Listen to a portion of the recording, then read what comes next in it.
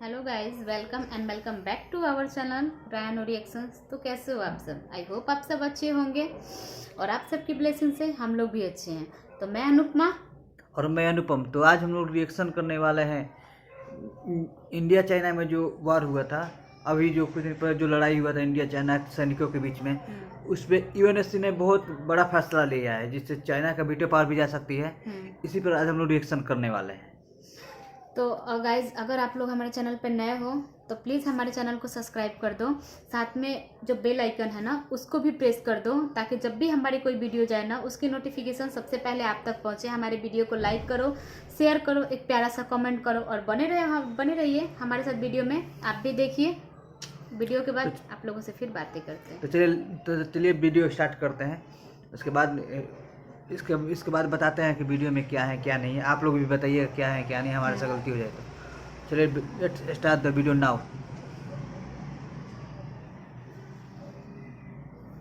भारत और चीन के बीच हुई झड़प को लेकर यूएनएससी का बड़ा एक्शन। चीन की स्थायी सदस्यता अब शक के घेरे में। साथ आए अमेरिका और रूस। भारत से युद्ध कर चीन की छिन सकती है स्थायी सदस्यता। सभी स्थायी सदस्यों ने चीन के खिलाफ कर दिया नोटिस जारी।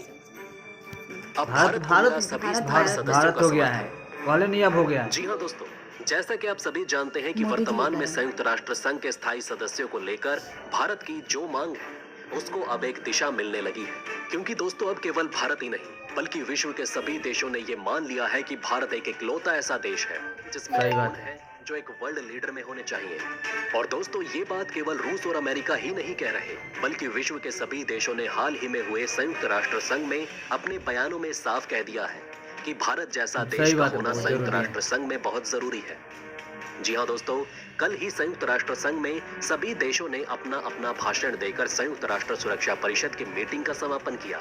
लेकिन दोस्तों इस मीटिंग में सबसे ज्यादा जो मुद्दा उठा वो था भारत की संयुक्त राष्ट्र संघ सुरक्षा परिषद में स्थायी सदस्य बनने का। और दोस्तों अब की बार भारत ने खुद यह मुद्दा नहीं उठाया बल्कि भारत ने जिस तरह से दुनिया भर में जो साहसी कदम उठाए उसे लेकर सभी देशों ने एक सुर में ये बात कही कि वर्तमान में हालातों को देखते हुए एक वर्ल्ड लीडर के जो गुण दिखते हैं वो सिर्फ भारत जैसे देश में ही दिखाई देते हैं। ऐसे में दोस्तों अफ्रीका से लेकर साउथ अमेरिका तक सभी देशों ने आवाज उठाई कि जब भारत दुनिया की सबसे बड़ी पांचवी अर्थव्यवस्था बन गया है और जो देश सैन्य शक्ति के मामले में दुनिया के चौथे नंबर पर आता है और जिस देश की इतनी बड़ी आबादी है, पूरे विश्व में उसके समुदाय के लोग हैं, उनका प्रभुत्व है, वो देश संयुक्त राष्ट्र संघ में स्थायी सदस्य क्यों नहीं है? दरअसल दोस्तों पिछले 2 वर्षों में भारत में कई ऐसे साहसी कदम उठाए गए जिसको चाइना के पास देशों ने मान लिया के चलते कि भारत को संयुक्त राष्ट्र संघ का स्थायी सदस्य होना चाहिए। थोड़ी होगी। दरअसल दोस्तों कोई फर्क नहीं पड़ता, भारत ने जिस तरह से वैक्सीन का उत्पादन किया और 70 से अधिक देशों में वैक्सीन भेजी, ये काम अपने आप में एक वर्ल्ड लीडर के गुणों को दिखाता है, उसकी क्षमता को दिखाता है।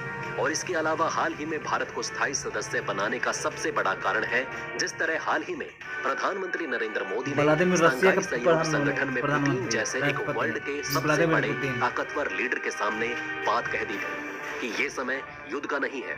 ये अपने आप में भारत की शक्ति को बताता है क्योंकि एक मजबूत लीडर के सामने ऐसी बात वही देश बोल सकता है जो या तो उससे मजबूत हो या उसकी बराबरी का हो। और दोस्तों प्रधानमंत्री नरेंद्र मोदी की इस बात की सभी देशों ने तारीफ की। फ्रांस के राष्ट्रपति इमैनुअल मैक्रोन से लेकर विदेश मंत्री खुद अमेरिका के राष्ट्रपति जो बाइडेन ने 4 से 5 बार अपने भाषण में पीएम मोदी के इस बयान की चर्चा की।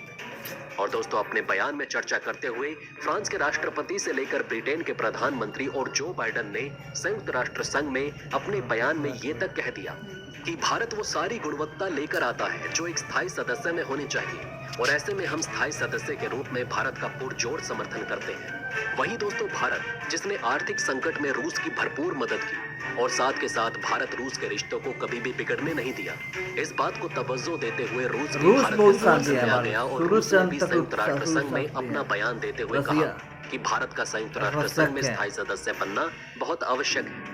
लेकिन दोस्तों पूरी दुनिया को अचंबा तो तब हुआ जब यूक्रेन के राष्ट्रपति जेलेंस्की ने भी भारत के समर्थन में ये बात कह दी। दोस्तों उन्होंने तो ये तक कह दिया कि जो देश रूस के राष्ट्रपति के सामने युद्ध टालने की बात बोल सकता है और विश्व शांति को कायम रखने की बात करता है, ऐसे देश तो कब का संयुक्त राष्ट्र महासंघ स्थायी सदस्य बन जाना चाहिए। दोस्तों उन्होंने आगे कहा कि मुझे समझ नहीं आता कि भारत जैसा देश जो विश्व शांति की बात करता है वो आखिर संयुक्त राष्ट्र संघ का स्थायी सदस्य क्यों नहीं है। उन्होंने भारत को लेकर संयुक्त राष्ट्र संघ पर ही प्रश्न उठा दिए।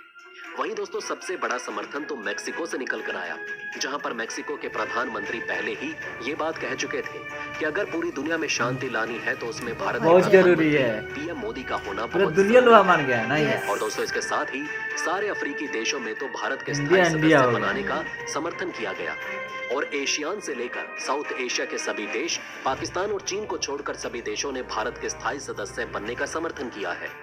लेकिन दोस्तों अब जैसे जैसे भारत का संयुक्त राष्ट्र संघ की सुरक्षा परिषद में स्थायी सदस्य बनने का रास्ता साफ होता जा रहा है, वैसे वैसे अब चाइना के स्थायी सदस्य बने रहने पर प्रश्न चिन्ह उठने लगा है। जी हाँ दोस्तों, जहां भारत को वर्ल्ड लीडर के तौर पर विश्व में शांति लाने के तौर पर संयुक्त राष्ट्र संघ की सुरक्षा परिषद का स्थायी सदस्य बनने की वकालत चल रही है, तो वहीं विश्व शांति को खराब करने, आतंकवाद को बढ़ावा देने, विश्व में अशांति फैलाने के लिए संयुक्त राष्ट्र संघ के स्थायी सदस्य के रूप में चाइना पर अब सवाल उठने लगे हैं। क्योंकि वर्तमान में जिस तरह के हालात चल रहे हैं उन सब के पीछे कहीं ना कहीं चाइना सबसे बड़ा कारण नजर आता है। दोस्तों वर्तमान में रूस यूक्रेन जो युद्ध चल रहा है और जिस तरह सभी यूरोपीय और अमेरिकी देशों की कंपनियों ने रूस से बाहर निकलकर और जो रूस को आर्थिक झटका देने की कोशिश की, उसको चाइना ने फेल कर दिया, क्योंकि चाइना आर्थिक रूप से रूस की काफी मदद कर रहा है। लेकिन दोस्तों एक बार को ये बात चलो फिर भी ठीक लगती है, लेकिन सबसे बड़ी बात तो ये है कि जिस तरह से वर्तमान में ये चीनी ड्रैगन अंधाधुंध जापान लग रहा है, ताइवान के ऊपर फाइटर जेट दौड़ा रहा है, दक्षिण चीन सागर में वियतनाम के जहाजों को पीछे धकेल रहा है, कभी फिलीपींस से दक्षिण चीन सागर में बढ़ जाता है। और इतना ही नहीं, अपनी वीटो पावर का पाकिस्तान हमेशा यूज कर देता है ना, को बचाने के लिए यूज करता है। इन सब के कारण संयुक्त राष्ट्र संघ के सभी सदस्य चीन को संयुक्त राष्ट्र संघ के स्थायी सदस्य पद से हटाने की मांग कर रहे हैं, क्योंकि चीन अपनी शक्तियों का प्रयोग आतंकवाद को बचाने के लिए कर रहा है। दरअसल दोस्तों चीन ने हमेशा से ही अपनी वीटो पावर का प्रयोग अपने निजी फायदे के लिए किया है। दोस्तों आज भी चीन पाकिस्तान के आतंकवादियों को संयुक्त राष्ट्र संघ में बैन होने से इसलिए बचाता है ताकि पाकिस्तान में उसका जो चाइना पाकिस्तान इकोनॉमिक कॉरिडोर है, जो प्रोजेक्ट वो चल रहा है, उस पर आतंकवादी हमला ना कर सके और चीनी नागरिक जो वहां काम कर रहे हैं उनकी हत्या ना की जाए। और दोस्तों इतना ही नहीं, इसके अलावा एक और कारण ये है कि चीन के जितने भी पड़ोसी देश हैं उन सब के साथ चीन का सीमा विवाद चल रहा है। सबके देश, इंडिया भी हो गया, अंदाजा लगा सकते हैं कि गलती किसी की, चलो भारत से चीन का सीमा समझ में आता मंगोलिया, लेकिन वियतनाम से, मंगोलिया से, तुर्कमेनिस्तान से, इन सब के शेखपुर पर चीन कब्जा करके बैठा है। दक्षिण चीन सागर में चीन की तानाशाही का तो सबको पता ही है, जहां वो दक्षिण चीन सागर को अपना बताता है और वहां पर कृत्रिम द्वीप बना रहा है। अब दोस्तों ये सारी समस्या देखते हुए सभी देशों ने मन में एक ही आवाज उठा ली है कि आखिरकार चीन जिसने पूरी दुनिया में अशांति फैलाकर रखी है, अफ्रीका में अफ्रीकी देशों का ही शोषण कर रहा है, संयुक्त राष्ट्र संघ के स्थायी सदस्य पर क्यों है, जबकि भारत स्थायी सदस्य नहीं है जो कि विश्व शांति की बात करता है।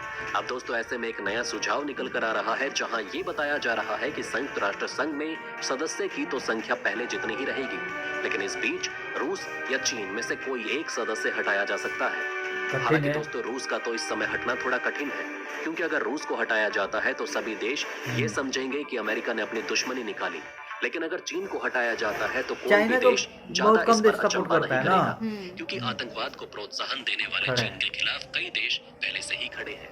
हालांकि दोस्तों इस पूरे मामले को जानने के बाद आपकी इस पर क्या राय है, कमेंट करके जरूर बताइएगा। बहरहाल दोस्तों इस वीडियो में बस इतना।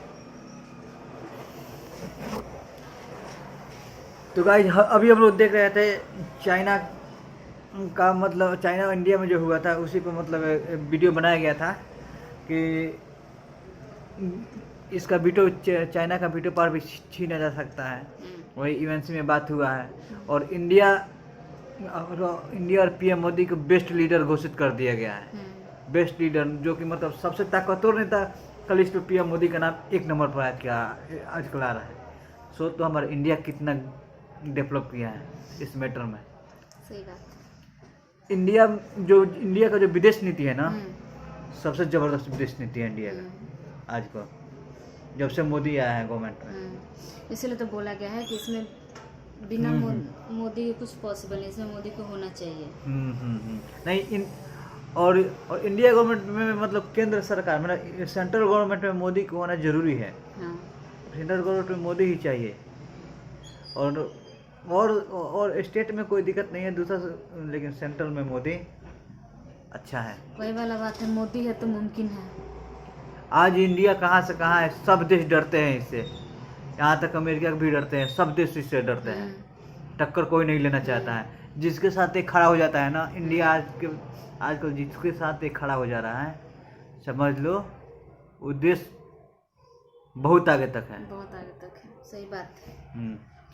चलिए दोस्तों, अगर हमारी वीडियो अच्छी लगी हो तो हमारी वीडियो को लाइक करो, शेयर करो। चैनल पे नए आए हो तो चैनल को सब्सक्राइब कर दो, बेल आइकन को प्रेस कर दो और प्यारा सा कमेंट करके बताओ कि आपकी क्या राय है।